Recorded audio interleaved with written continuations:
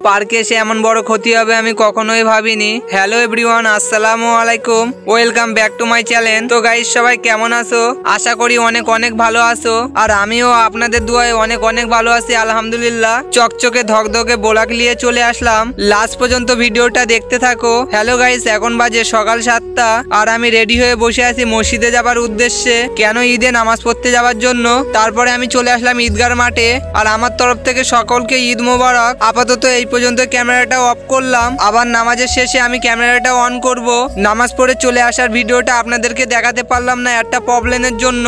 তারপরে আমি বাড়িতে গিয়ে কিছু খাওয়া দাওয়া করার পরে রেডি হয়ে চলে আসলাম স্টেজের এখানে। কেন? আজ থেকে 3 দিন অনুষ্ঠান হবে। আর অনুষ্ঠান বলতে গেলে অনেক রকমের খেলা হবে। আর যতগুলো খেলা হবে সব খেলাগুলো আপনাদেরকে দেখানোর চেষ্টা করব আমি। তারপরে চলে আসলাম আমি বাইক নিয়ে আমার নিজের বাড়ির পথে। আর আমার পিছনে যে ব্রিজটা দেখতে পাচ্ছ, এই ব্রিজটার নাম হচ্ছে হারুয়া ব্রিজ। 10 মিনিট বাইক চালানোর পরে চলে আসলাম ফাঁকা মাঠে। আর এই জায়গাটায় প্রচুর ভিড় হয়। কেন? এই জায়গাটায় প্রচুর হাওয়া হয়, তার জন্য অনেক ভিড় হয়। আর এই জায়গাটার নাম হচ্ছে 90 পার। তোমরা যদি হারুয়া হয়ে আসতে চাও, শঙ্করপুর পার হলে এই ফাঁকা মাঠটা দেখতে পাবে। এই রাস্তা দিয়ে যখনই আমি যাই আর এই বসা জায়গাটার পানে আমার চোখ যায়। আর চোখ গেলে আমার মনের মধ্যে অনেক কষ্ট হয়। কেন? এই জায়গাটায় আমার বন্ধু অ্যাক্সিডেন্ট করেছিল। আর ওই কথাগুলো মনে পড়ে আর অনেক কষ্ট হয়। তারপরে চলে আসলাম বন্ধুদের কাছে। আর আমার বন্ধুগুলো আমার জন্য এখানে অনেকক্ষণ ধরে ওয়েট করছে। আর আমি মনে করলাম আমি দেরিতে আসার জন্য আমার উপরে সবাই রাগ দেখাবে। রাগ না দেখিয়ে আমাকে জিজ্ঞাসা করে কোথায় ঘুরতে যাওয়া হবে। আর প্রতিবারই ঈদে আমরা ইকো পার্কে আর নিকো পার্কে ঘুরতে যাই। আর এইবারে তার জন্য আমি বললাম চলো রাস্তার দিকে, তারপরে বলছি কোথায় ঘুরতে যাই। আর এটা হচ্ছে আমার চাচাতো ভাই। আর চাচাতো ভাইয়ের হাসি দেখে অনেক মেয়ে তো প্রেমে পড়ে গেছে। তবু আমার চাচাতো ভাই নিজে মুখী গর্ব করে সে নাকি এখনো সিঙ্গেল আছে। আর তোমাদের সামনে যেই দুটো বন্ধু দেখতে পাচ্ছ, একজনের নাম হচ্ছে ফেরদাউস আর একজনের নাম হচ্ছে শামিন। আর বন্ধুর মতো যদি বন্ধু হয় লোকের সামনে বুক ফুলিয়ে বলা যায়, এরকম বন্ধু যেন আরো দুটো হয়। আর তোমাদের যদি এরকম বন্ধু থেকে থাকে কমেন্টে জানিয়ে যাবে। তারপরে চলে আসলাম আমরা সেই ফাঁকা মাঠে যেখানে আমার বন্ধুটা অ্যাক্সিডেন্ট করেছিল। আর দেখো যাবার পথে বেশি লোকজন ছিল না। আর এখন দেখো লোকজনের চাপটা একটু বেড়েছে। আর একটু রাত পানা হলে এখানে দোকান পাশারি পুরো ভর্তি হয়ে যাবে। আর আমি অনেকদিন পর বাইক চালাচ্ছি, তার জন্য মনের মধ্যে একটু ভয় ভয় লাগছে। আর ভয় করলে হবে না, বুকে সাহস নিয়ে বাইকটা তো চালাতে হবে। আর কি বাইক চালাবো, এই কাকাটা এক্ষুনি আমার ধার দিয়ে যেমন করে বাইক নিয়ে গেল, আমার তো দেখে ভয় লেগে গেল।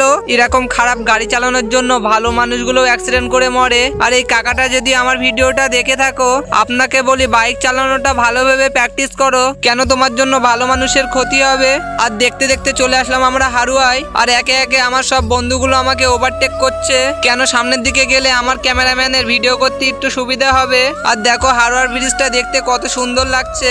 আর এই ব্রিজটা পার হয়ে গেলে একটা বাচ্চাদের পার্কে আছে। চলো পার্কে কি কি আছে তোমাদেরকে দেখাই। আর আমি 2 বছর আগে ওই পার্কে একবার গিয়েছিলাম। পার্কের ভেতরে ঢুকতে আমি তো চিনতে পারছি না। কেন? এই আম গাছগুলো দেখেছিলাম কত ছোট ছোট, আর এখন তো অনেক বড় হয়ে গিয়েছে। আর এই জায়গাটায় অনেক পানি ছিল, সাথে 4-5টা বোটও ছিল। আর এখানে তো 2টো বোটই পড়ে আছে। আর এই বোটগুলো চাপতে গেলে 10 টাকা করে টিকিট ছিল। আমার এই বন্ধুটা ক্যামেরার সামনে আসতে লজ্জা করছে। কেন? এই পার্কের নাম শুনে। কেন? শিশু পার্ক নাম তাই। আর এখানে দেখো আমার চাচাতো ভাই একা একা দোলনা দোলে, মনে হয় ছোটবেলার কথাগুলো মনে করে। আর তোমাদের যদি মনের মানুষ থাকে তাহলে এই দোলনা দুলতে দুলতে মনের কথাগুলো সব শেয়ার করতে পারবে। আর আমার চাচাতো ভাই তো কেউ নেই, সেই জন্য একা একা দোলনা দোলে আর ছোটবেলার কথাই মনে করে। আর আমাদের তো কোনো মনের মানুষ নেই, তার জন্য যেখানেই যায় আমার বন্ধুদের সাথে নিয়ে যায়। আর আমার চাচাতো ভাই পড়ে যাওয়ার পরে কি হয়েছে এর পরের ভিডিওই দেখতে পাবে। আর ভিডিও যদি ভালো লাগে তাহলে একটা লাইক করে দেবে, চ্যানেলটাকে সাবস্ক্রাইব করে দেবে।